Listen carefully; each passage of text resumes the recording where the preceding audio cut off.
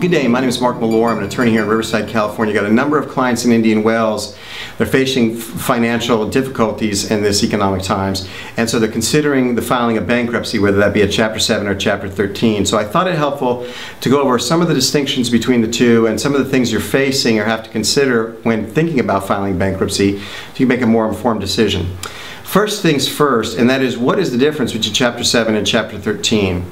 Well, the first difference between the two is in terms of the time frame required for both. A Chapter 7 can be resolved within 90 to 120 days. A Chapter 13, however, takes 3 to 5 years to come to a resolution, or what we call discharge of the debt.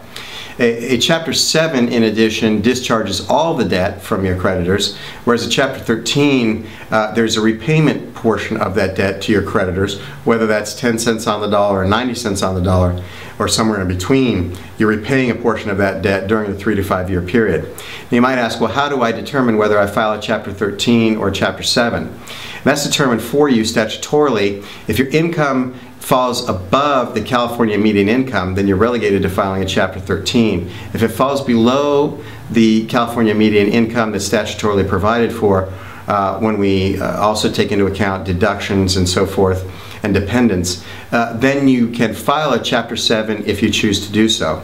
So we have to look at total income, whether that's you and your spouse or just you filing, to make sure that you are able to file a Chapter 7 versus a Chapter 13.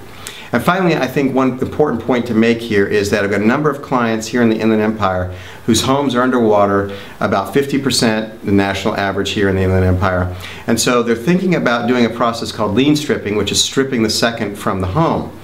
It can be done. You have to make sure the value of your home falls below the value of the first encumbering your home. Not hard to do when property prices are 50% underwater.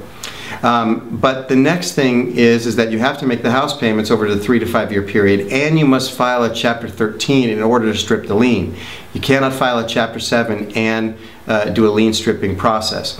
So Chapter 13 is required. You have to repay the debt over a 3 to 5 year period. Once repaid and once the discharge comes, the court will order the second stripped from the home, which will be immediate injection of equity back into the property.